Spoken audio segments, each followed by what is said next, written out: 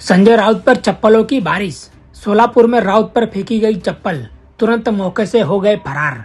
महाराष्ट्र के सोलापुर में शिवसेना यूबीटी नेता संजय राउत पर एक शख्स द्वारा चप्पल से भरी थैली फेंकने का मामला सामने आया है।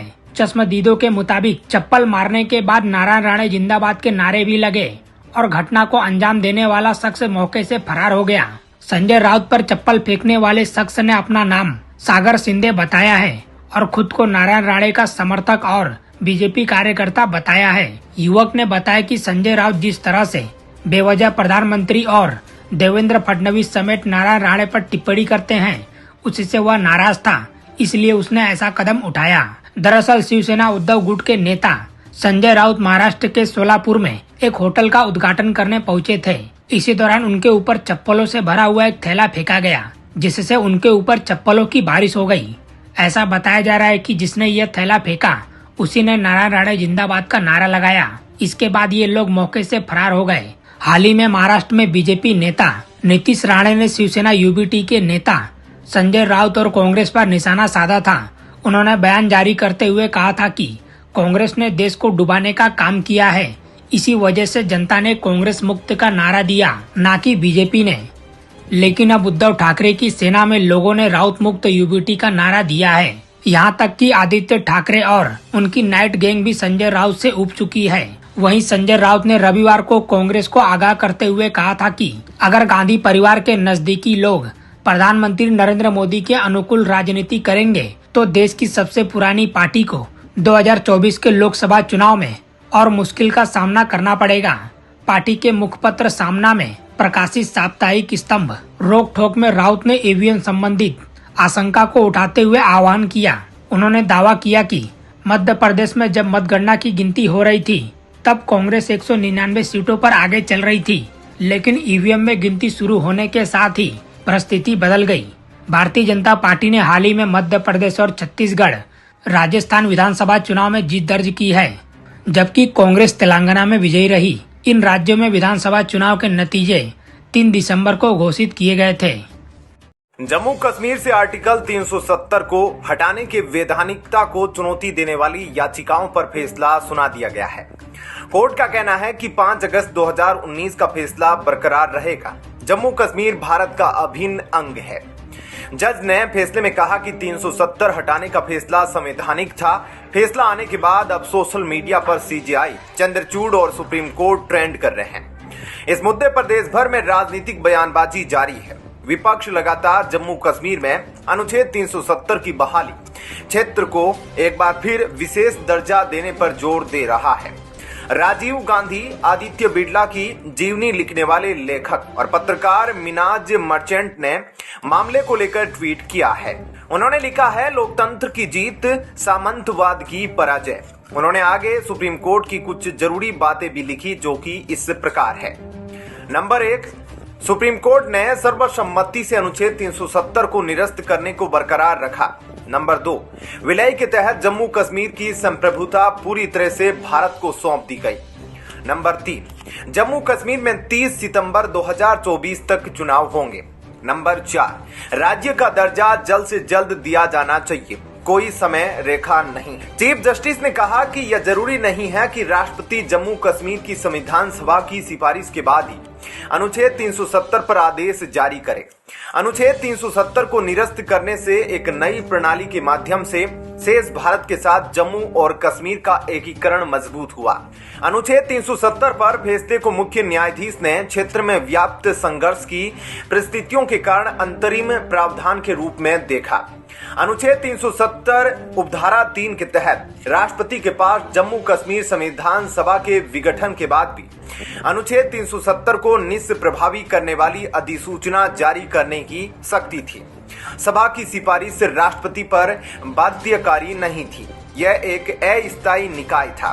मुख्य न्यायाधीश ने बताया कि जब महाराजा हरि सिंह ने भारत के साथ विलय पत्र पर हस्ताक्षर किए तो जम्मू कश्मीर की संप्रभुता समाप्त हो गई और वह भारत का अभिन्न अंग बन गया।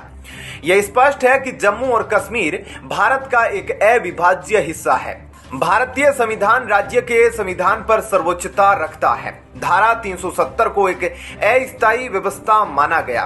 केंद्र सरकार ने 5 अगस्त 2019 को अनुच्छेद 370 को रद्द करने की घोषणा की, जिससे राज्य को 2 केंद्र शासित प्रदेशों जम्मू और कश्मीर और लद्दाख में विभाजित कर दिया गया। इस निर्णय को जम्मू और कश्मीर पुनर्गठन अधिनियम 2019 के माध्यम से क्रियान्वित किया गया, जिसे अदालत में चुनौती दी जा रही है।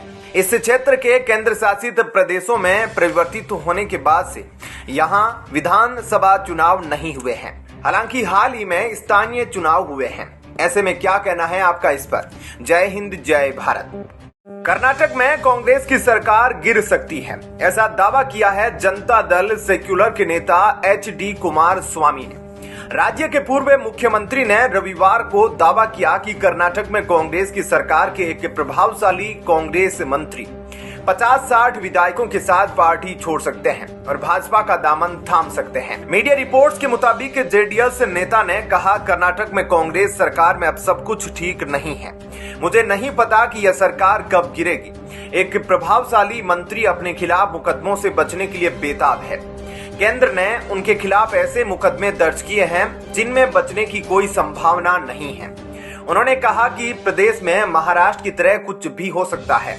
जब उनसे ये प्रभावशाली नेता का नाम पूछा गया तो उन्होंने बस इतना इशारा किया कि छोटे नेताओं से ऐसे कदम की उम्मीद नहीं की जा सकती, केवल प्रभावशाली नेता ही यह कदम उठाएंगे। बता दें कि इससे पहले भी कुमारस्वामी ने स्थिर सरकार को टिप्पणी की थी। उन्होंने 5 दिसंबर को भी कहा था, इस देश में अब स्थिति यह है कि हर कोई महसूस करता है कि स्थिर सरकार की आवश्यकता है। मुझे लगता है कि 5 राज्यों के चुनाव में लोगों का मन ऐसा ही था। इस समय हमें स्थिर सरकार और स्थिर नेतृत्व की आवश्यकता है और इसी कारण से हम NDA में शामिल हुए हैं। बता दें कि महाराष्ट्र में पिछले साल उद्धव ठाकरे की सरकार गिरी थी और एकनाथ शिंदे के भाजपा के साथ मिलने पर राज्य में NDA की सरकार बनी थी। इसी साल मई में हुए कर्नाटक विधानसभा चुनावों में कांग्रेस पार्टी को 135 सीटें हासिल हुई थी। बीजेपी के पास 66 सीटें और JDS के पास 19 सीटें हैं। विधानसभा में बहुमत का आंकड़ा 113 सीटों का है। 2018 में चुनावों में कांग्रेस को 80 सीटें हासिल हुई थी। इसके बाद कांग्रेस ने अपनी सरकार खो दी, लेकिन इस बार विधायकों की संख्या पिछली बार के मुकाबले अधिक है। ऐसे में इतनी बड़ी टूट पार्टी में होगी, इसमें थोड़ा संशय है। 2 छोटे दलों के एक विधायक के अलावा विधानसभा में 2 निर्दलीय विधायक भी हैं। ऐसे में सरकार के पास अभी 135 से अधिक विधायकों का समर्थन है। लेकिन महाराष्ट्र का हवाला देकर जनता दल सेक्युलर के नेता और पूर्व CM ने सरकार गिरने का दावा करके राजनीति जरूर गरमा दी है। क्या कहना है आपका इस पर? जय हिंद, जय भारत। ब्रेकिंग न्यूज, अरविंद केजरीवाल को ED ने किया गिरफ्तार। ऐसी ही हेडलाइन चलेगी जिस दिन सर जी गिरफ्तार होंगे। यही सोच सोच के दिल बैठा जा रहा है। यदि धीरज साहू ने आप ज्वाइन की होती तो एक घर से एक फूटी कोड़ी भी बरामद नहीं होती। घोटाला करके पैसे गायब करने की निंजा टेक्निक सिर्फ आपके पास है। समझ में नहीं आ रहा है कि मीडिया केजरीवाल एंड कंपनी के हर कारनामों को क्यों छुपा रही है, क्योंकि घोटालों में भी रोजाना कोर्ट में हलचल हो रही है और मीडिया चुप है, खासकर टीवी मीडिया। तभी तो इतनी बड़ी खबर किसी ने भी नहीं दिखाई। प्रवर्तन निदेशालय ने आप नेता और राज्यसभा सांसद संजय सिंह की जमानत याचिका का कड़ा विरोध किया है। शनिवार को राउज एवेन्यू कोर्ट में सुनवाई के दौरान ED ने तर्क दिया कि संजय सिंह से बरामद दस्तावेज न्याय की रिकॉर्ड का हिस्सा नहीं थे, जो उनके कथित प्रभाव को उजागर करता है। विशेष न्यायाधीश MK नागपाल ने सुनवाई स्थगित करते हुए 12 दिसंबर के लिए तारीख दी। मंगलवार को अब बचाव पक्ष के वकील अपनी जवाबी दलीलें पेश करेंगे। कार्यवाही के दौरान अधिवक्ता जोहेब हुसैन और नवीन कुमार मत्ता ने ED का प्रतिनिधित्व किया है। जवाब में संजय सिंह ने अपने कानूनी प्रतिनिधियों के माध्यम से अदालत से अपनी रिहाई की अपील की और कहा कि उनके खिलाफ जांच पहले ही समाप्त हो चुकी है। उनके वकीलों ने इस बात पर जोर दिया कि सिंह की लगातार हिरासत का कोई उद्देश्य नहीं है, विशेष रूप से प्रवर्तन निदेशालय द्वारा आरोप पत्र दाखिल करने पर विचार करते हुए, जो उनकी जांच के अंत का संकेत है। बचाव पक्ष ने तर्क दिया कि हिरासत में आगे की पूछताछ अनावश्यक थी, जिससे स्पष्ट है कि सिंह को हिरासत में रखने का कोई औचित्य नहीं है। हालांकि ईडी ने पलटवार करते हुए कहा, जांच अभी जारी है, इसलिए सिंह को हिरासत में रखा गया है। उन्होंने आशंका व्यक्त की कि सिंह को जमानत देने से पहले चल रही जांच में बाधा आ सकती है, जिससे प्रभावित रूप से सबूतों के साथ छेड़छाड़ हो सकती है और गवाहों को प्रभावित किया जा सकता है। जमानत अर्जी पर सुनवाई के दौरान ईडी ने संजय सिंह के खिलाफ 5वीं पूरक अभियोजन शिकायत पेश की। हालांकि गवाह संरक्षण योजना के तहत अभियोजन पक्ष के एक गवाह की पहचान की सुरक्षा के संबंध में निर्णय लंबित होने के कारण दस्तावेज को सील कर दिया गया। गोपनीयता बनाए रखने के लिए न्यायाधीश ने पूरक शिकायत को सील करने का आदेश दिया। साथ ही गवाह के लिए छद्म नाम का उपयोग करते हुए एक प्रति रिकॉर्ड पर दर्ज की गई। ईडी सूत्रों के मुताबिक वित्तीय जांच एजेंसी ने सिंह के खिलाफ 60 पेज की चार्जशीट कोर्ट में दाखिल की है। ईडी के सूत्रों ने कहा कि एजेंसी अपने आरोप पत्र में आरोप लगाएगी कि संजय सिंह साजिश, मनी लॉन्ड्रिंग और आरोपियों की मदद करने में शामिल थे। ईडी ने आरोप पत्र में एक और व्यक्ति को भी आरोपी बनाया है। हालांकि उन्होंने अभी तक का नाम का खुलासा नहीं किया है। क्या कहना है आपका इस पर? जय हिंद, जय भारत। तमिलनाडु की सत्ताधारी पार्टी डीएमके के सांसदों ने 8 दिसंबर 2023 को राज्यसभा में मुस्लिम सांसदों के लिए जुम्मे की नमाज के ब्रेक का मुद्दा उठाया। इस पर उपराष्ट्रपति जगदीप धनखड़ ने बताया कि 60-70 साल से चले आ रहे नियम में बदलाव हो चुका है। लोकसभा की तरह अब राज्यसभा में यह ब्रेक नहीं दिया जाएगा। यह पूरा मामला 8 दिसंबर 2023 का है, जब राज्यसभा में 0 ओवर चल रहा था और सांसद अपने सवालों के जवाब पूछ रहे थे। तभी डीएमके के सांसद तिरुचि सिवा ने हस्तक्षेप किया। उपराष्ट्रपति जगदीप धनखड़, जो राज्यसभा के सभापति भी है, वो सदन में पीठासीन थे। तिरुचि सिवा को सभापति ने बोलने का अवसर दिया तो उन्होंने शुक्रवार के दिन राज्यसभा के कामकाज की समय सीमा को लेकर सवाल पूछा। डीएमके सांसद तिरुचि सिवा ने कहा, सामान्य तौर पर शुक्रवार के दिन सभा का कामकाज लंच ब्रेक के बाद 2:30 बजे शुरू होता है, लेकिन आज के संशोधित कार्यक्रम के अनुसार यह 2 बजे से ही है। इस बारे में निर्णय कब लिया गया, इस बारे में सदन के सदस्य नहीं जानते। यह बदलाव क्यों हुआ? इस सवाल के जवाब में सभापति ने कहा, सम्मानीय सदस्यगण, यह बदलाव आज से नहीं, यह बदलाव पहले ही मेरे द्वारा किया जा चुका है। इसकी वजह भी बताई जा चुकी है। लोकसभा में कार्रवाई 2 बजे से होती है। लोकसभा और राज्यसभा दोनों ही संसद का हिस्सा है। दोनों के ही काम के समय में समानता हो, इसलिए मैंने पहले ही इस बारे में नियम बना दिए थे। यह कोई पहली बार नहीं है। इसके बाद सभापति ने आप सांसद विक्रमजीत सिंह साहनी को अपना मुद्दा सदन के पटल पर रखने को कहा। जैसे ही वो बोलने के लिए खड़े हुए, तभी डीएमके के मुस्लिम राज्यसभा सांसद एम मोहम्मद अब्दुल्ला ने हंगामा मचाने की कोशिश की। हालांकि उपराष्ट्रपति ने सभी सदस्यों को शांत कर दिया और मोहम्मद अब्दुल्ला को बोलने के लिए कहा।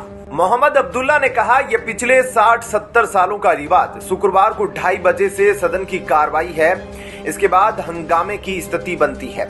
लेकिन उपराष्ट्रपति सबको शांत करा देते हैं और फिर अब्दुल्ला को बोलने के लिए कहते हैं, जिसके बाद अब्दुल्ला कहते हैं, सर 2:30 बजे का समय पहले से निर्धारित है।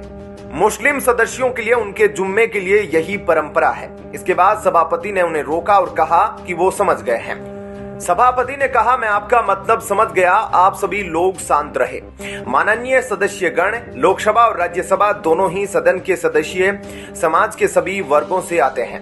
लोकसभा 2 बजे दोपहर में बैठती है, जिसमें सभी वर्गों के सदस्य हैं। मैंने उसी तर्ज पर पिछले साल इस बारे में नियम बना दिए थे, जिसमें लंच ब्रेक के बाद सदन की कार्रवाई 2 बजे से शुरू करनी थी, ठीक लोकसभा की तर्ज पर। इसके बाद उन्होंने विक्रमजीत सिंह साहनी को बोलने के लिए समय दे दिया और डीएमके इंडी अलायंस के प्रोपेगेंडा की हवा निकालते हुए सदन की कार्रवाई सुचारू रूप से जारी रखी। उपराष्ट्रपति ने कम ही शब्दों में सभी को समझा दिया कि यह संसद का सदन है। दोनों सदनों की कार्रवाई का समय एक बराबर है। किसी को लोकसभा में समस्या नहीं है तो यहाँ अब कैसे होने वाली है? यह नियम भी आज का नहीं बना, बल्कि पिछले साल ही बना है। अभी तक किसी को कोई समस्या नहीं हुई। खास बात यह है कि राज्यसभा में यह मुद्दा उठा कौन रहा है? डीएमके के ही दोनों सांसद, जिनकी पार्टी खुलेआम सनातन का विरोध करती है और वो इंडी अलायंस का प्रमुख सहयोगी दल भी है। ऐसे में उपराष्ट्रपति ने एक ऐसे मामले की हवा तुरंत ही निकाल दी जिसे इंडी अलायंस बड़ा मुद्दा बनाने की कोशिश कर रहा था। क्या कहना है आपका इस पर? जय हिंद, जय भारत। धीरज साहू के परिवार के एक जानकार ने 2 दिन पहले ही वरिष्ठ पत्रकार अशोक श्रीवास्तव को निजी संदेश भेजा था और कहा था कि उनके पास कई सौ नहीं, भ्रष्टाचार का 1000 करोड़ से ज्यादा का पैसा है। और अभी उन्हें सूत्रों से जानकारी मिली है कि गिनती 1200 करोड़ तक पहुंच गई है। और यह आदमी नोटबंदी से दुखी था, भ्रष्टाचार देखकर व्यथित हो जाता था और इस आदमी का दावा था कि सिर्फ कांग्रेस पार्टी ही भ्रष्टाचार से लड़ सकती है। आजादी के बाद किसी सांसद के घर से इतनी बड़ी मात्रा में नकदी बरामद हुई। कांग्रेस सांसद धीरज साहू के घर छापेमारी में 300 करोड़ रुपए से ज्यादा की नकदी बरामद होने पर भी कुछ बोल ले टुकड़े टुकड़े गए। कांग्रेस सांसद के घर में सैकड़ों करोड़ों रुपए मिले हैं, पर पूरा इंडी अलायंस इस भ्रष्टाचार पर मौन है। और जब मोदी सरकार उनके भ्रष्टाचार को पकड़ती है, तब ये लोग एजेंसियों के दुरुपयोग का प्रोपेगेंडा चलाते हैं, बोले अमित शाह। कांग्रेस पार्टी के राज्यसभा सांसद धीरज प्रसाद साहू के घर अभी भी इनकम टैक्स की रेड जारी है। साहू के घर से इनकम टैक्स की टीम को अब तक 300 करोड़ से ज्यादा केस मिल चुका है। संभावना जताई जा रही है कि बाकी बचे रूम्स की तलाशी लेने के बाद और केस और अन्य सामान बरामद होंगे। इस बीच धीरज प्रसाद साहू का एक पुराना ट्वीट वाला तस्वीर सोशल मीडिया पर वायरल हो रहा है। धीरज प्रसाद साहू का जो ट्वीट वायरल हो रहा है, उसमें वो नोटबंदी को लेकर भारतीय जनता पार्टी की आलोचना करते दिख रहे हैं। इस ट्वीट में ट्विटर पर धीरज प्रसाद साहू के इस ट्वीट को भाजपा आईटी सेल के प्रमुख अमित मालवीय ने शेयर किया है। अमित मालवीय ने साहू के साल 2022 के एक ट्वीट के स्क्रीनशॉट वाली तस्वीर को शेयर किया है। इस ट्वीट में साहू काला धन, भ्रष्टाचार और नोटबंदी पर बयान दे रहे हैं। इस ट्वीट में साहू ने लिखा है, नोटबंदी के बाद भी देश में इतना काला धन और भ्रष्टाचार देखकर मन व्यथित हो जाता है। मेरी तो समझ में नहीं आता कि कहां से लोग इतना काला धन जमा कर लेते हैं। अगर इस देश से भ्रष्टाचार कोई जड़ से खत्म कर सकता है तो वह सिर्फ कांग्रेस पार्टी ही है। इस पर अमित मालवीय ने रिएक्शन देते हुए लिखा कि धीरज प्रसाद साहू का सेंस ऑफ ह्यूमर कमाल का है। बता दें कि आयकर विभाग द्वारा 3 राज्यों में बड़े पैमाने पर छापेमारी की गई। अधिकारियों ने इस छापेमारी में धीरज प्रसाद साहू से जुड़ी संपत्तियों से 300 करोड़ रुपए से अधिक की नकदी बरामद। इस छापेमारी को आज 6वां दिन है। इस छापेमारी के दौरान पहले दिन से ही भारी मात्रा में केस मिलने लगा। शनिवार की शाम तक इस छापेमारी में 295 करोड़ रुपए और काफी मात्रा में गहने और दस्तावेज बरामद हुए थे।